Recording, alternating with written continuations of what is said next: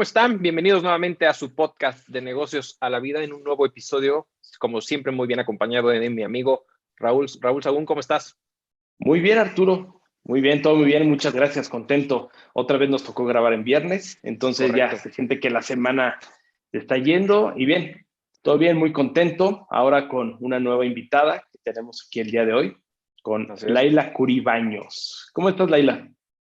Hola, hola Arturo, hola Raúl, todo bien, muchas gracias. Ya como dicen, ya es viernes y el cuerpo lo sabe. Exacto, exactamente. Muy bien, Laila. Oye, muchas gracias por la invitación. Sé que fue un tanto tropezada toda la organización por temas de agenda, pero bueno, qué bueno que estás aquí el día de hoy con nosotros y vamos a hablar sobre un tema bastante interesante que obviamente va alineado a todos los temas del podcast, que es el emprendimiento, ¿no?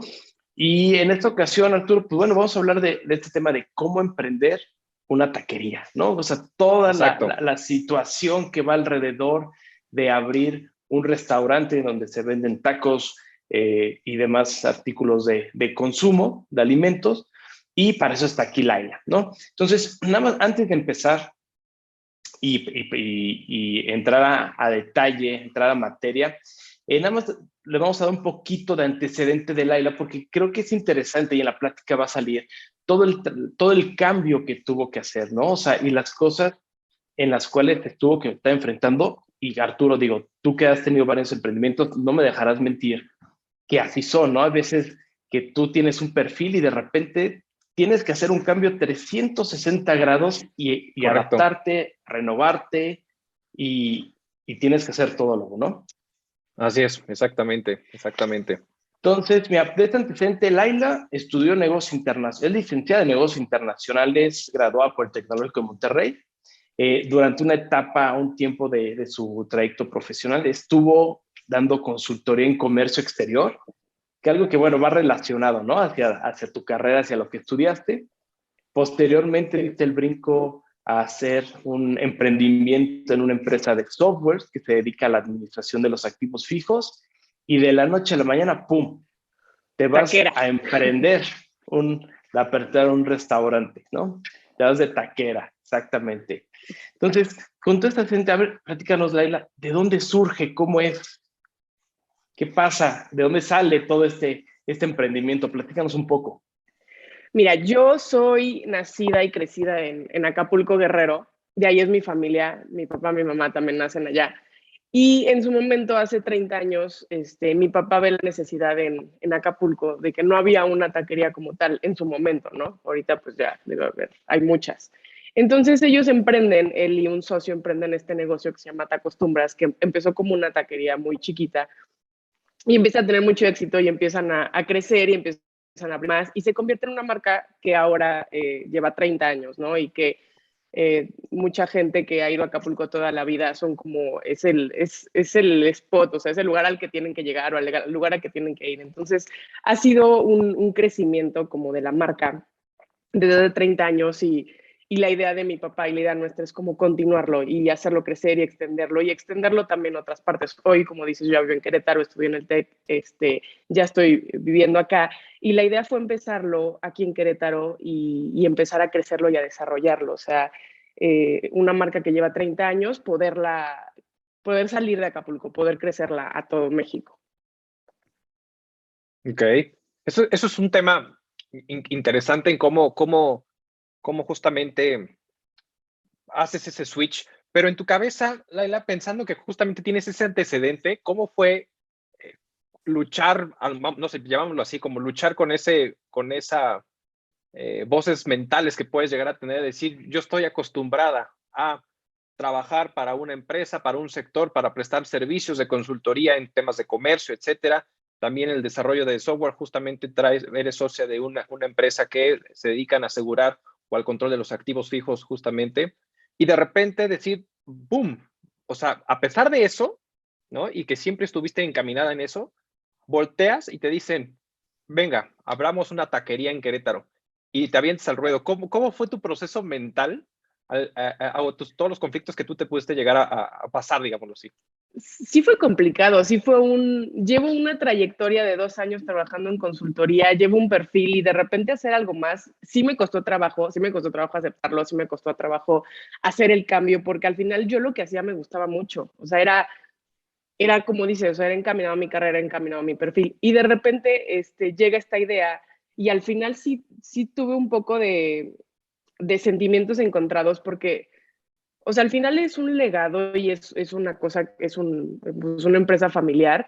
Y por otra parte estaba como la parte que me gustaba. Entonces, me costó mucho trabajo decidir. Al principio fue como, ay, sí, vamos a emprender una taquería. No fue todo color de rosas, pero este, pues al final dije, pues, no sé, por algo la vida me está presentando esto y por algo, y necesito también como apoyar a mi familia, ¿no? Entonces, creo que desde que supe, de hecho, creo que no les comenté, este proyecto en Querétaro lleva más de 2 años. Este proyecto empezó antes de la pandemia y a derivado de la pandemia se detiene la obra, o sea, la construcción del restaurante y hasta ahorita pudimos abrirlo, hasta diciembre de 2021. Entonces, digamos que tuve tiempo de asimilar las cosas, o sea, durante 2 años de lo que iba a suceder. Entonces, Claro. pues sí fue un proceso mental difícil, pero al final, no sé, siento que la vida te acomoda y es un aprendizaje también y pues todo pues lo que aprendes, lo que al final te nutre, lo que te lleva a tener nuevos como ideas, pensamientos. Leila, y ahorita platicaste, dijiste dos puntos importantes que me llamaron la atención. El primero es, dices, oye, eso es un legado que debemos de continuar, ¿no? Es una empresa que ya está establecida y que tiene más de 30 años. Y que al final es un tema familiar. Entonces, muchos pensarán que existe una cierta simplicidad al momento de poder replicar un negocio ya con 30 años de experiencia, ya con distintas sucursales, ya reconocidos y que además es parte de la familia. Pero yo creo que más bien puede tener un giro bastante interesante porque a veces emprender o dar seguimiento a un legado, a una empresa de tantos años y trabajar con la familia puede llegar a ser un tanto complicado. ¿Cómo ha sido esta experiencia en donde de repente de la parte corporativa te pasas a la parte de un restaurante en donde tienes que trabajar codo a codo con tu familia? Fue, ha sido toda una experiencia. La verdad, mi hermano también está dentro como de la empresa. Él está como más en la parte operativa, yo estoy más en la parte administrativa. Con mi hermano creo que hacemos buena mancuerna porque él es bueno en ciertas cosas y a mí se me dan otras cosas. Pero la cuestión generacional ha sido un tema, ¿no? O sea, desde cómo se hacen las cosas, es un choque de ideas muy cañón, porque también obviamente nosotros llegamos y hay que hacer eso y hay que hacer esto y el otro y proponemos y mi papá es como, no, espérense, o sea, no, cálmense, o sea, no hay forma, o sea, espérense a que esto sea así, así, así. Y él tiene sus procesos y él lleva 30 años administrando y haciendo las cosas, entonces que dos escuincles lleguen a decirle que quieren cambiar las cosas, pues no es fácil, ¿no?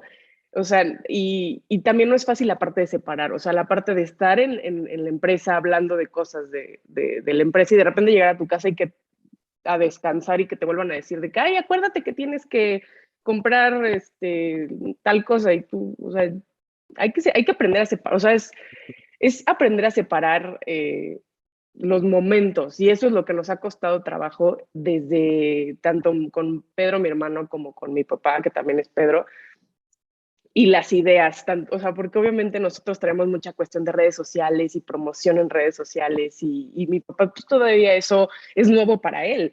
Claro. Entonces, desde eso hasta cómo se hacen las cuentas, cómo se llevan la organización de los documentos, muchas cosas y muchos detalles que tal vez la gente no se imaginaría que pudieran ser un tema, son un tema. Entonces, sí, Oye, la cuestión... ya has podido, de todo lo que comentas de esta brecha generacional, has podido implementar, tú y tu hermano han podido implementar cosas nuevas, o sea, que seguramente fue una estira floja, ¿no? Ya después de 30 años de tener un know-how y una forma, y ojo, también en Acapulco, ¿no? Que el mercado, que seguramente Es saldrá más adelante, distinto. pero exacto, es distinto, ¿no?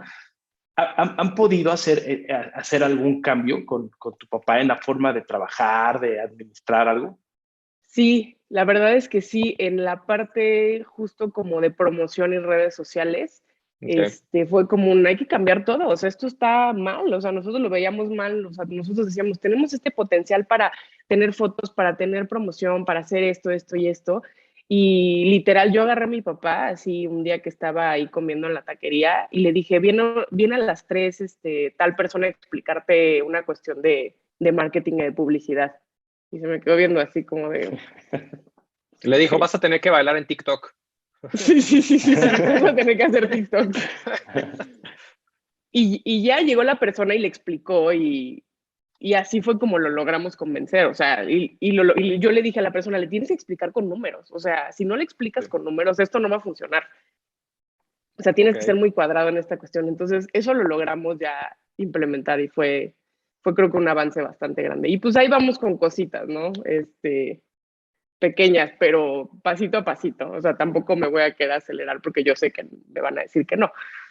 Ok, eso es bastante interesante porque al final, justamente, creo que el proceso familiar de las empresas siempre es como un proceso justo de tira de afloja de ese proceso natural que debería de seguir para pasar a las siguientes generaciones en un proceso familiar. Y ojo, al final, aquí el punto interesante a conocer es el papel que juegan las empresas familiares en el rol en México es fundamental. Es Estamos muy hablando que alto. gran parte de las empresas en México, yo creo que hasta un 95% de las empresas en México son familiares. Y apenas estamos viendo ese proceso de transacción, de pase de estafeta a las siguientes generaciones. O sea, simplemente Bimbo, que tiene, si no me equivoco, como 75 años más o menos de existencia, apenas está entrando la tercera generación. Entonces, al final, este pase de estafeta a las siguientes generaciones, estamos hablando que de ese 95% de las empresas familiares que hay en México, todavía un 30-35% están dentro de la primera generación, un 40-45% ya está entrando a la segunda generación, que es su caso, en este caso Laila, por ejemplo, y después hay otro rezagado de un 20-25% donde ya está la tercera generación.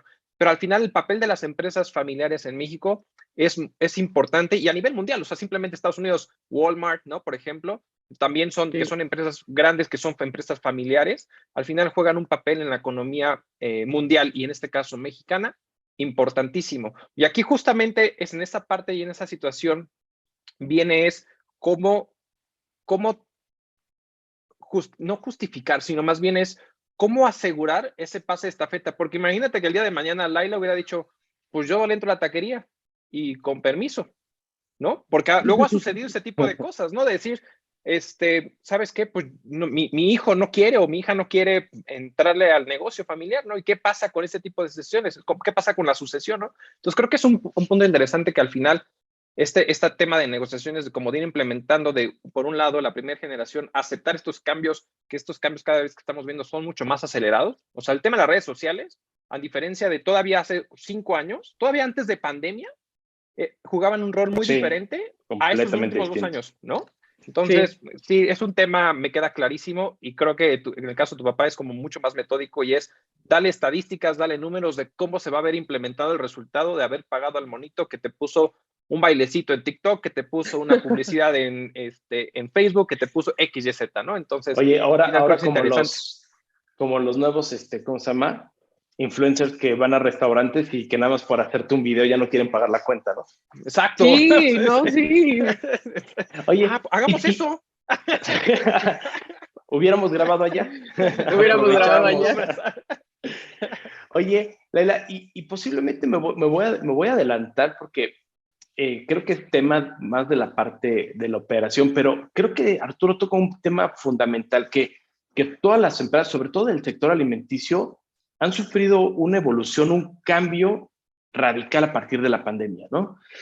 Y no solamente por la afluencia de los comensales, no solamente por tema de que tuvieron que cerrar o tuvieron que reacomodar la cantidad de personas que pueden estar dentro de un establecimiento, sino a la parte de las redes sociales. O sea, ¿cómo de toda la tecnología, cómo has sentido? Digo, tiene un poco de haber la apertura, pero tú con esta revolución, tu hermano con esta revolución, creo que ustedes son como generación X, ¿no? Esos son más adelante de los millennials, esta vez. No, yo creo que yo sigo siendo millennial.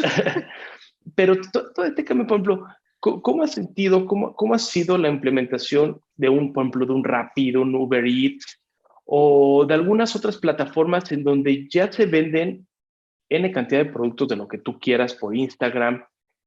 ¿Han tenido alguna incursión sobre esto? ¿Han tenido alguna experiencia? Pues mira, nosotros manejamos Rappi y sí es un tanto un tema porque hay que hacer el menú, lo tiene que aprobar Rappi, hay que ajustar los precios, porque al final la plataforma te quita un porcentaje alto por el servicio, que pues no todas las empresas a veces lo pueden absorber. Y enseñarle a las personas que están ahí en la operación el funcionamiento de Rappi, que se tiene que abrir, que se tiene que cerrar, que se tiene que modificar, que maché con los sistemas también de nosotros, sí ha sido, pues no complicado, pero sí ha sido una cuestión que yo no tenía conocimiento de y que empezamos a implementar. Y al final es muy buena plataforma, o sea, de ahí salen bastantes ventas, entonces es algo que es sí o sí, o sea, no es como de, ay, no quiero Rappi. O sea, Rappi nos sirve para vender más. Entonces hay que echarle ganas a Rappi. Hay que poner bien las cuestiones, hay que poner bien el menú, hay que tomar fotografías, hay que hacer todo este tipo de cuestiones de pues, la gestión y la administración del mismo. Y pues también a veces, oye, háblale al de Rappi porque ya no salió esto, o ya no salió el otro, o está saliendo raro el menú, o el precio está diferente que en el sistema. Entonces, sí han sido cosas que hemos tenido que ir ajustando, pero al final es necesario.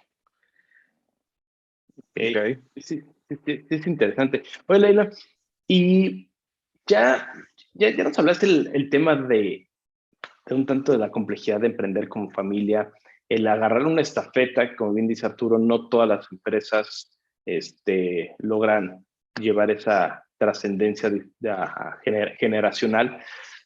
En esta apertura, ¿cuáles han sido tus principales retos en la apertura de un restaurante? O sea, ¿cómo ha sido todo? O sea, decir, oye, desde el lugar me están apoyando, me están diciendo qué hacer, tengo el know-how de mi papá.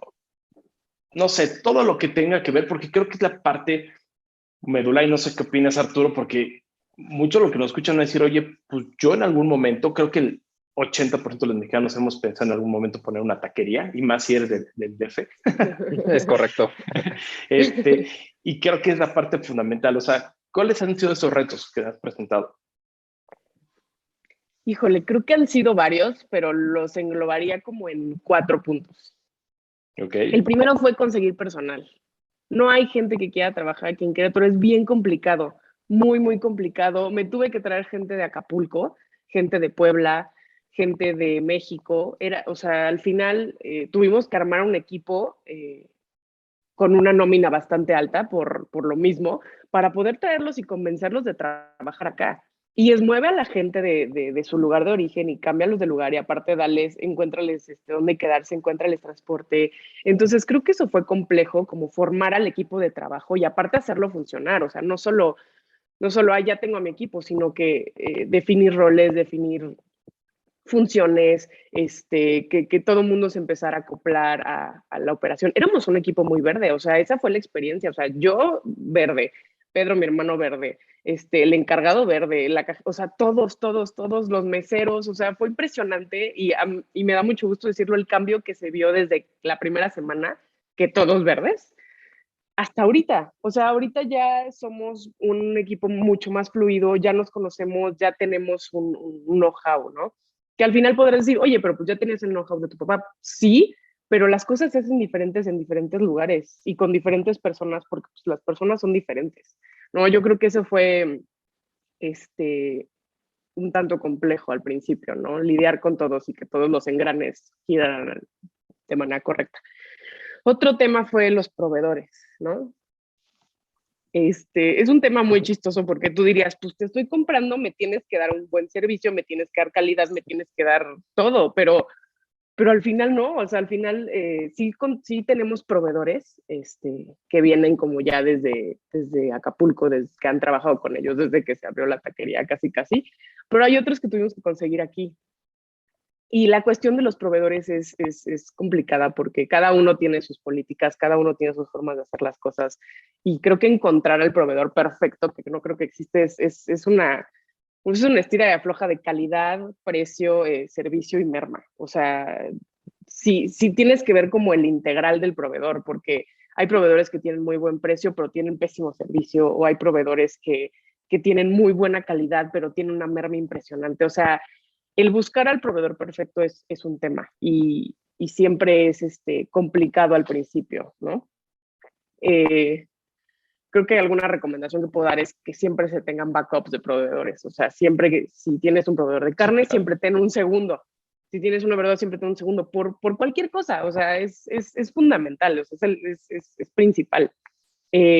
Otra cuestión es la cuestión de la inversión de todas las cuestiones de protección civil. Creo que ha sido también, no complicado, pero pues sí es tedioso toda la cuestión de la licencia de protección civil, de las películas de seguridad y el análisis de riesgos y las lámparas de seguridad en la noche y los, tienen que echar creo que un líquido para que no se incendien las mesas, o sea, y es gasto, más gasto, más gasto, que tienes que desembolsar al principio tanto y que dices, no me va a alcanzar y no me va a alcanzar y no me va a alcanzar porque es mucho, o sea, son muchas cosas que al final pues tienes que tener.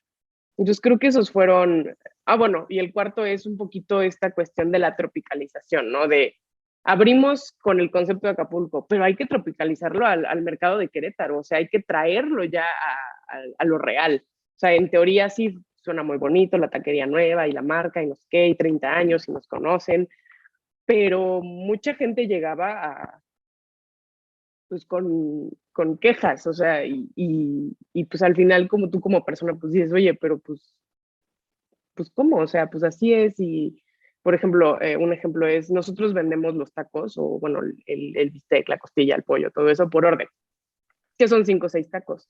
Y la gente se iba muy enojada porque no se podía comer un taco de bistec.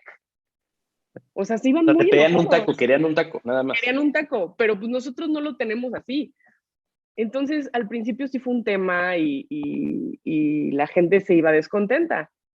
Entonces, lo que hicimos fue meter medias órdenes de todo, que son 2, 3 taquitos. Okay. Pero entonces es volver a costear, volver a hacer toda esta cuestión. Claro. Todavía hay gente que nos dice, es que la media orden no está bien servida. No, pues entonces pide una orden completa, ya sabes. Pero ya es mucho. Pero ya es Entonces, mucho, sí. sí. O sea, y también la cuestión, aquí implementamos las micheladas, implementamos postres, sopas. Entonces, pues sí es un tanto distinta la logística como lo hacen allá, porque hay más cosas que comprar, hay más cosas que coordinar, hay más cosas que guardar. Entonces, pues eso creo que ha sido de los mayores retos que se han tenido como en esta apertura, ir ajustando a los gustos del mercado queretano, digámoslo así. Ok.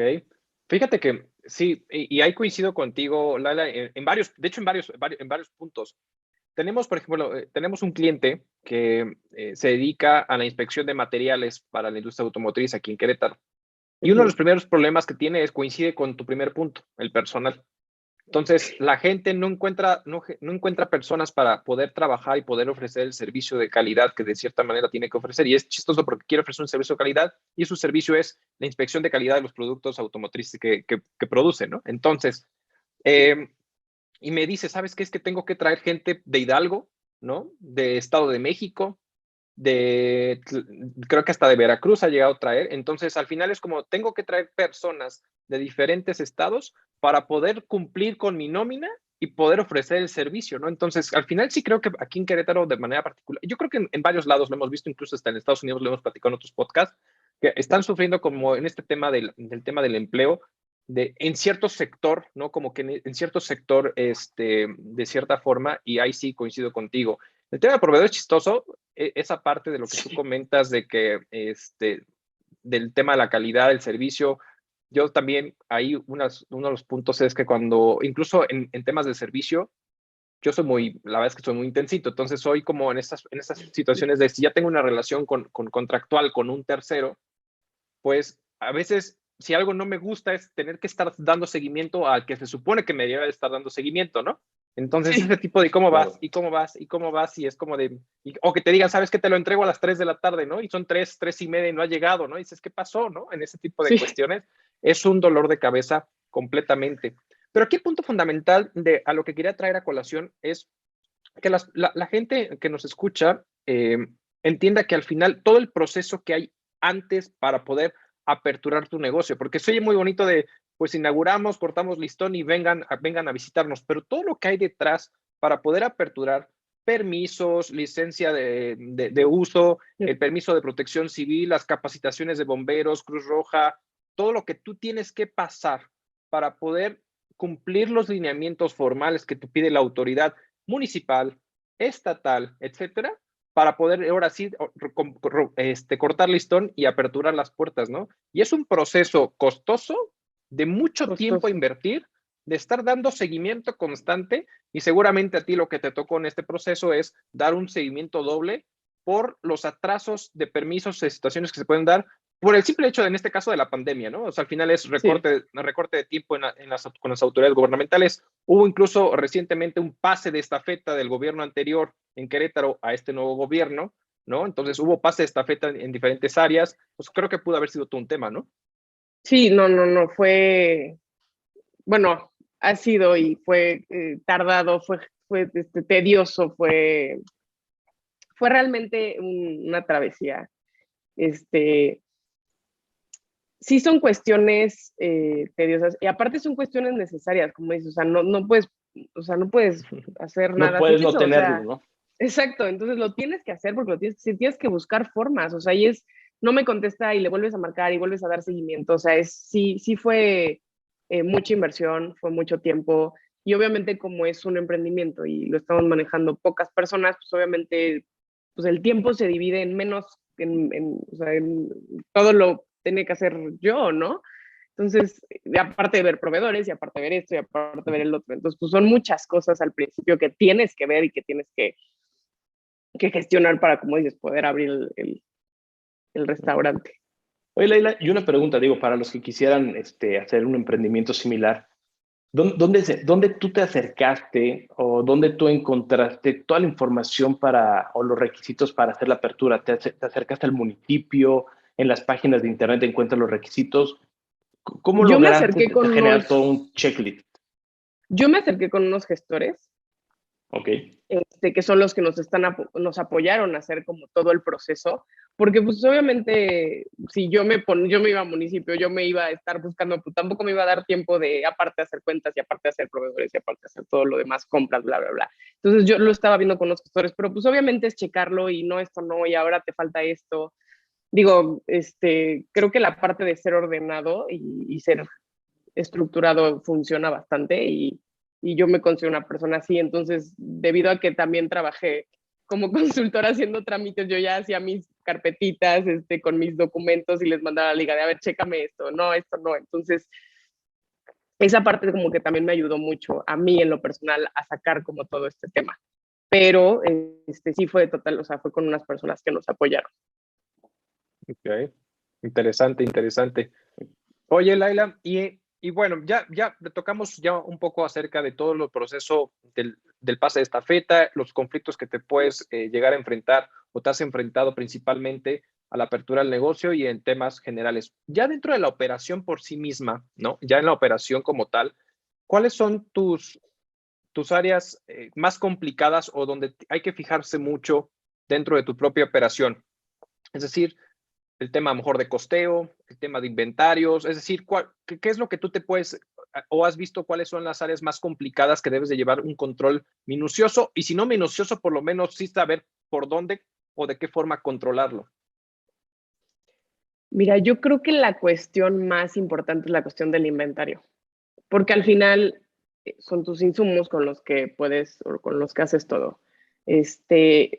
Nosotros llevamos un inventario de todo, casi diario. Tenemos ya pues, fórmulas en Excel que nos dicen, dependiendo de lo que tenían el día anterior a lo que se les da, nos da como el total del inventario y si le restas el saldo del día anterior, entonces ya te da la venta del producto, ¿no? Del día anterior.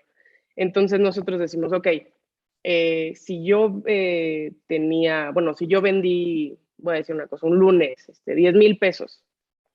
Bueno, el consumo de carne o sea, empezamos como a generar un histórico, ¿no? Ya. Para poder como empezar a tener estos controles. Entonces, empezamos a generar este histórico. Yo no sé, el día de 10,000 pesos se vendieron, no sé, voy a decir 2 kilos de bistec. Entonces, el fin de semana, vino viernes, se vendieron, voy a decir, ojalá algún día, 100,000, 120,000 pesos, ¿no? Entonces, este día se vendieron, no sé, 12 kilos de bistec. Y entonces ahí nosotras empezamos a ver, porque entonces, si un día que se vendieron 80,000 pesos, se vendieron esos 12 kilos de bistec, ahí decimos, ¿qué onda? ¿Por qué? O sea, ¿dónde faltó? ¿Qué pasó? Entonces, ese es el control como histórico que vamos teniendo. Okay. Otra cosa que hacemos es hacer un inventario mensual, obviamente, de todo. Entonces, es todo lo que se vendió menos, todo lo que hay menos todo lo que se vendió, nos debería de dar, en teoría, eso que también está físico. Y nosotros tenemos un sistema que es de ventas, y este sistema también tiene esta como capas, tiene esta bondad de que lleva los inventarios. Entonces, tú metes tus compras, tienes tu receta, ventas, entonces de las ventas se descuenta el inventario por la receta, y ahí nos da también como un inventario final de lo que debería de haber. Y hacemos obviamente chequeos aleatorios de que de repente decimos, a ver, ¿cuántos planes había el martes? ¿Cuántos se vendieron y cuántos hay ahorita? Y ya vemos. O a ver, ¿cuántas Yolis? Porque nos traemos la Yoli importada desde Acapulco. Muy bien. No, y es el tesoro. Ese es un valor agregado Exacto. indiscutible, ¿eh? Así es. Entonces, hacemos cuestiones así, porque sí, es compleja la cuestión del inventario, porque Claro. siempre hay merma. También hacemos un cálculo de la merma que el mismo sistema te lo puede como calcular, porque pues obviamente la carne trae a veces trae mucha grasa, a veces trae mucho nervio, a veces trae, no sé, hay veces que me ha tocado que le inyectan la carne con agua para que pese más. Entonces, todo eso tenemos que estarlo controlando, porque al final si no es costo para nosotros. Y el costo se eleva, hay menos utilidad, hay menos formas de pagar todo lo que se tiene que pagar. Entonces, sí es una cuestión como que tenemos que llevar mucho cuidado, tanto costos como inventarios, o sea, es fundamental. Y, o sea, pues, tener como el control diario a veces pues, te toma bastante tiempo, pero es necesario, o sea, al final es algo que tienes que hacer. Correcto. Sí, porque además va dentro de tu costeo, ¿no? O sea, al final el inventario, en temas de comida, tu costeo va con tu inventario va con tu costeo, ¿no? Entonces, en algún momento tienes una pérdida o algún mal manejo, pues obviamente tus costeos se descuadran o simplemente impactan directamente a la utilidad, ¿no? Y al gasto. Sí, exacto. Correcto. Creo que es un punto... perdón, sí, adelante. No, oye, rapidísimo, digo, ya nada más un tema como muy general. Oye, y de todos esos insumos, ¿qué es lo que más complicado es administrar? O sea, la carne. La carne. Ok. O sea, más allá que un tema de, voy a decir tonterías, ¿eh? Más allá que de un queso, que de una salsa, o sea, la carne es lo más complicado.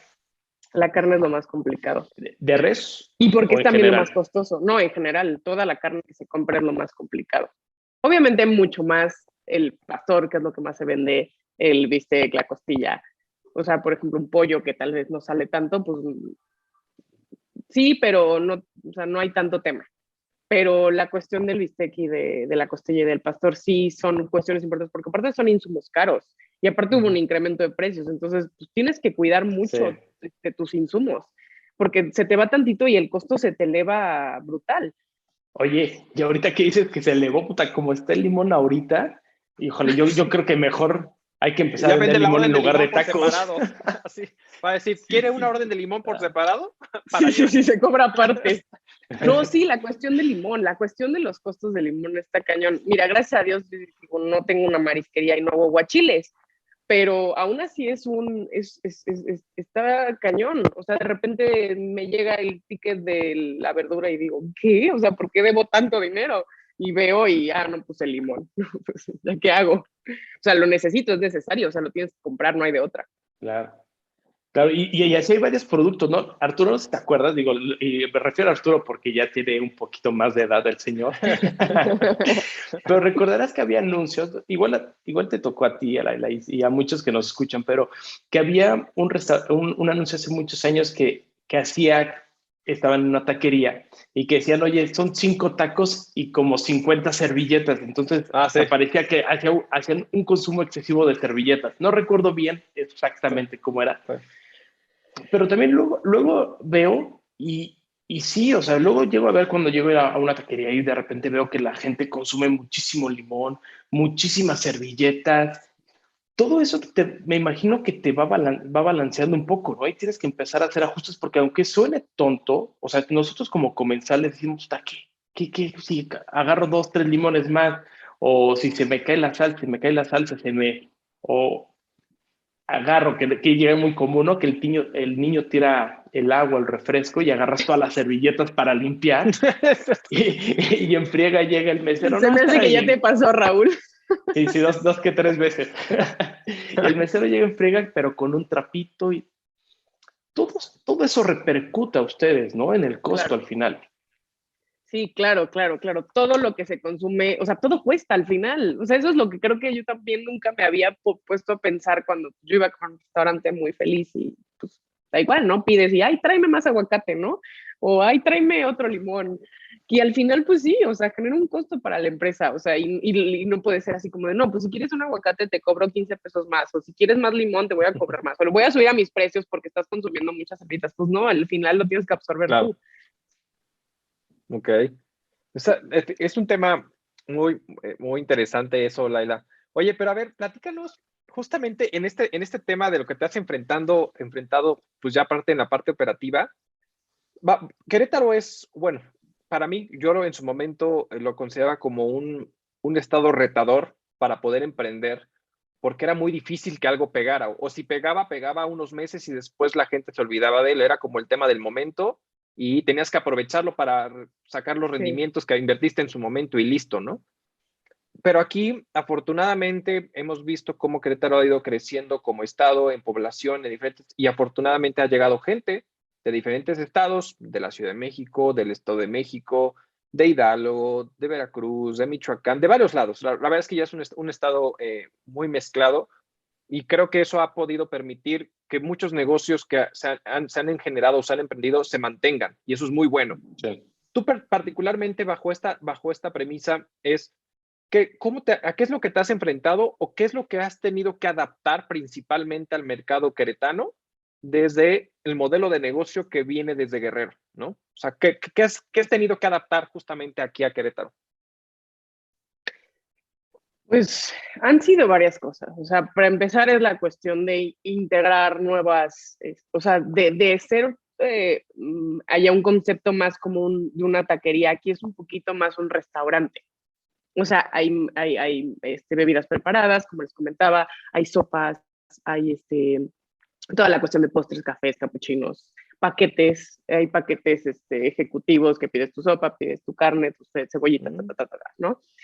Ahí los invito cuando gusten. Muy bien, muy bien. Este, pero la cuestión del consumidor aquí en Querétaro es muy exigente. Entonces quiere muy buena calidad, muy buen servicio y a muy buen precio. Entonces, pues hemos tenido que adaptar, como les comentaba, o sea, la cuestión de las medias órdenes ha sido algo que tuvimos que inventar aquí, que no existía, ¿no? La cuestión de los menús también ha sido otra cuestión que hemos tenido que implementar.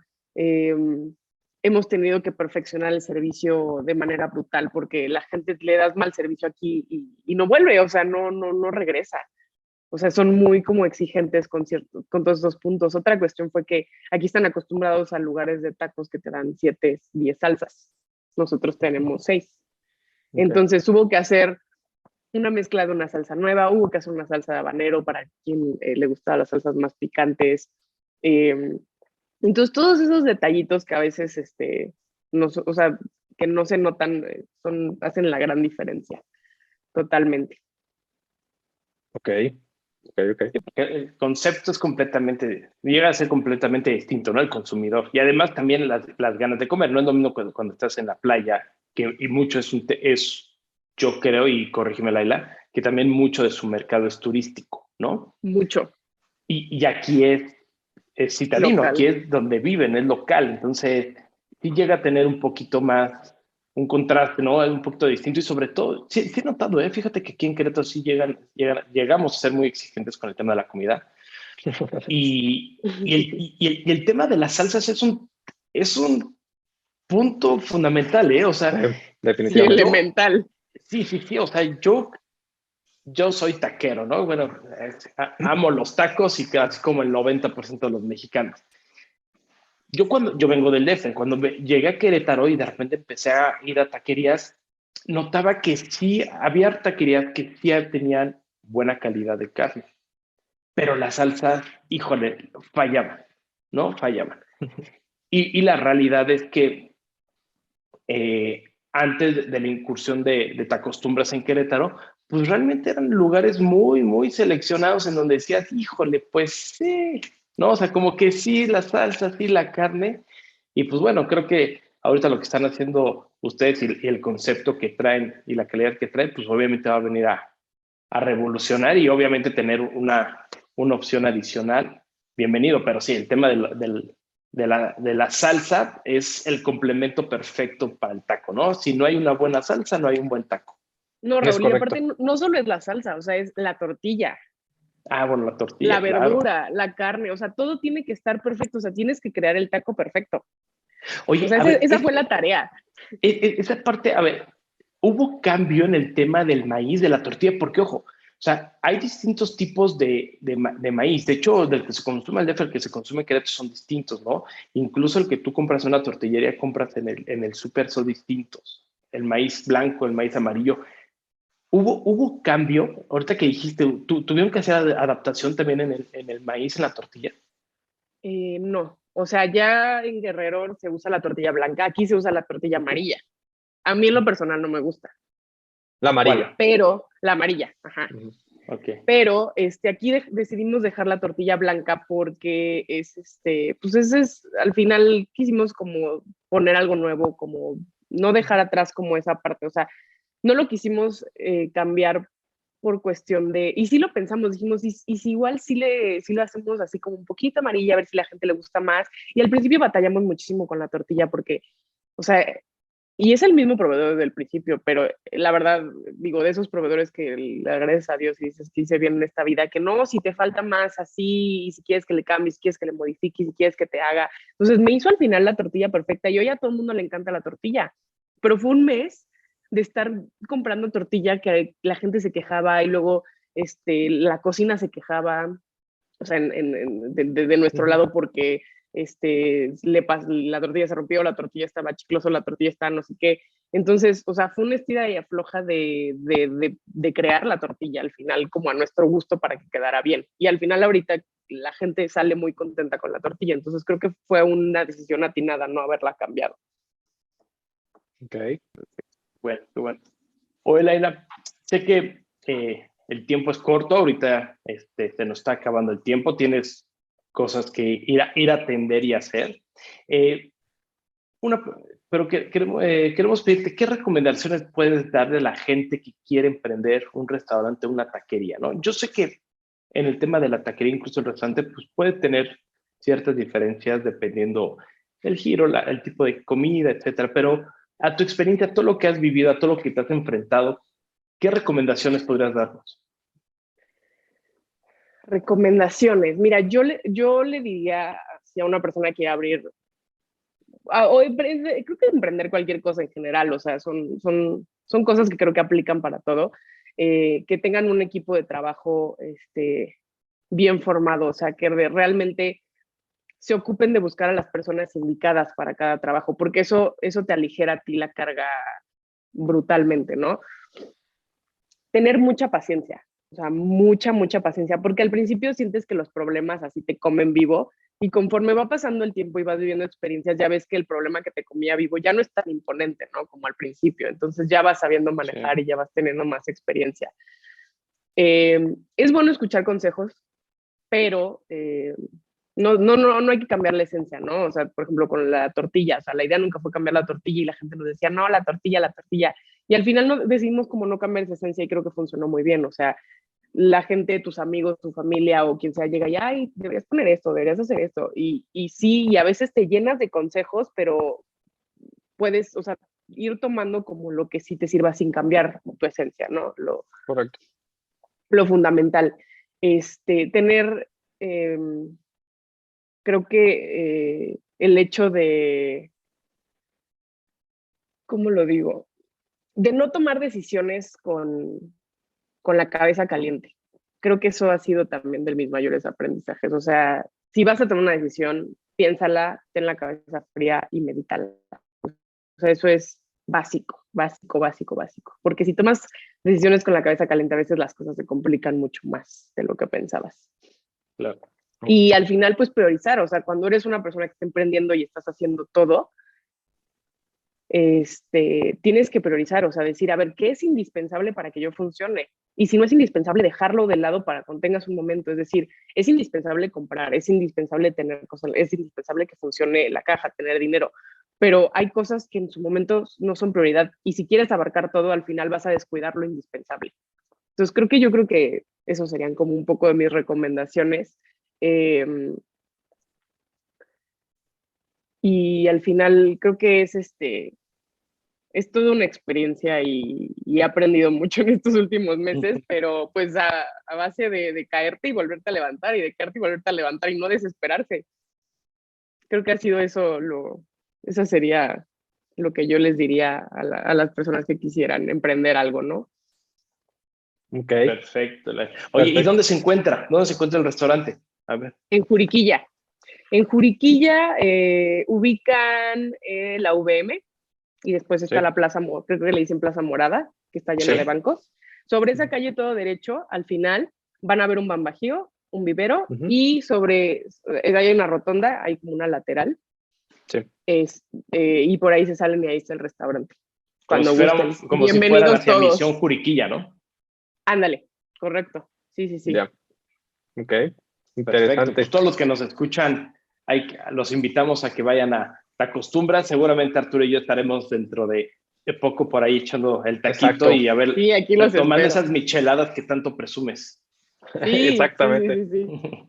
Claro que Muy sí, con bien. mucho gusto. No, pues muchísimas gracias, Laila. Raúl, pues gracias por tu tiempo, Laila, por compartirnos un poquito tu experiencia y al público, de la audiencia que nos hace el favor de seguirnos y escucharnos. Pues muchas gracias. La verdad es que estamos muy agradecidos por este episodio. La verdad es que muy interesante.